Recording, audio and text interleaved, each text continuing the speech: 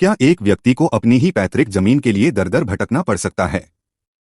फिरोजाबाद से सामने आई यह खबर कई सवाल खड़े कर रही है। श्यामनगर निवासी हरिशंकर बघेल का कहना है कि पेमेश्वर गेट के पास गाटा संख्या 330 नया रसूलपुर स्थित उनकी पैतृक जमीन को कथित तौर पर फर्जी दस्तावेजों के जरिए बेचने की कोशिश की गई। उनका दावा है कि न्यायालय से उनके पक्ष में आदेश आने के बावजूद उन्हें आज भी अपनी ही जमीन पर बाउंड्री तक नहीं करने दी जा रही। पीड़ित का कहना है कि पिछले 15 से 20 दिनों से वह लगातार अधिकारियों के दफ्तरों के चक्कर लगा रहे हैं, लेकिन अब तक उन्हें कोई राहत नहीं मिली। भावुक होकर उन्होंने सवाल उठाया, अगर अपनी ही जमीन के लिए इंसान को दर दर भटकना पड़े तो आम आदमी न्याय की उम्मीद किससे करे? पीड़ित परिवार ने मामले की निष्पक्ष जांच और न्याय की मांग की है। का नाम है आपका? मैं हरिशंकर बघेल, पुत्र श्री चुन्नीलाल बघेल, मोहल्ला श्यामनगर में रहता हूँ। भैया मैं मेरी कौन सा मोहल्ला है? श्यामनगर? नहीं, ये करतार नगर है। क्या समस्या है? नया रसूलपुर करतार नगर, यहाँ पे मेरी जगह है। कुछ लोगों ने फर्जी बैनामे 2 करा लिए हैं। इनके नाम है, एक का राम प्रकाश यादव है और एक का अनुज है और एक का प्रशांत झा है। कितनी जगह है आपकी? जगह 3500 फुट जगह है। 2 जनों ने लिखा लिया भैया। और एक जो एक पॉप सिंह है उसने ये बैनामा कराया, उसका लड़का भी गवाह है और एक राम प्रकाश यादव का भाई भी गवाह है, यतीन्द्र यादव। मतलब जगह आपकी है, जगह आपका मालिकाना हक है और किसी और ने हाँ, बैनामा किसी और ने बैनामा कर दिया भैया। कोई सुनवाई नहीं हो रही। मैंने सब जगह दरखास्तें लगाई, एसपी ऑफिस भी गया, डीएम की ऑफिस भी गया, सीओ साहब भी यहाँ आ गए, एसओ भी आए, मगर कार्रवाई कुछ नहीं हुई है आज तक।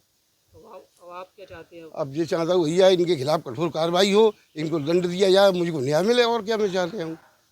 इसका मूल रूप से बैनामा आपके पास ही है? मूल रूप से पूरे कागज मेरे पास है, पर फिर भी फरी तरीके से, और उन्होंने कोई कागज नहीं लगे, बैनामा में भी कोई कागज नहीं उन्होंने लगाया। खामखा विरासतन लिखा के अपना बैनामा करा लिया है, झूठा। बैनामा में उन्होंने कुछ नहीं देखा। सरकारी मालियत 25,23,000 रुपये है, मगर 1 लाख रुपये, 1,80,000 रुपये में ही सौदा लिखा लिए भैया। जो उन्हें तो कुछ ना कुछ मिले है, बस इस मारे उन्होंने झूठे दोनों दो हिस्सों में बैनामे कराए। तो क्या तोड़ फोड़ भी हुई थी? कुछ तोड़ फोड़ भी हुई थी। रात को आए थे 11 बजे करीब, वीडियो मैंने सबको दिखाया, और वो दीवार थोड़ी सी तोड़ गए और कब्जा करने की धमकी देते हैं, और कोई सुनवाई हो नहीं रही। मेरी बाउंड्री में पीछे लगवा रहा था तो पुलिस वाले आए, उसे रुकवा और गए। जब से वो बाउंड्री भी मेरी अधूरी ले ली है भैया। अब क्या करूँ मैं, कहाँ जाऊँ, किससे शिकायत करूँ? एक दिन विधायक जी के पास भी गए, उन्होंने लेटर लिख दिया था डीएम साहब को। डीएम साहब ने भी कोई कार्रवाई नहीं, अब ठोस रूप से कोई कार्रवाई हुई नहीं है अभी तक। साहब ने भी आदेश लिख दिया था उस पर, वो फाइल एसडीएम साहब पे पहुंच गई। एसडीएम साहब कह रहे कि जांच करेंगे, आज तक जांच करने कोई नहीं आया। कितना समय हो गया सबको भाग गया? जी हो गए 15 दिन तो हो ही गए खूब।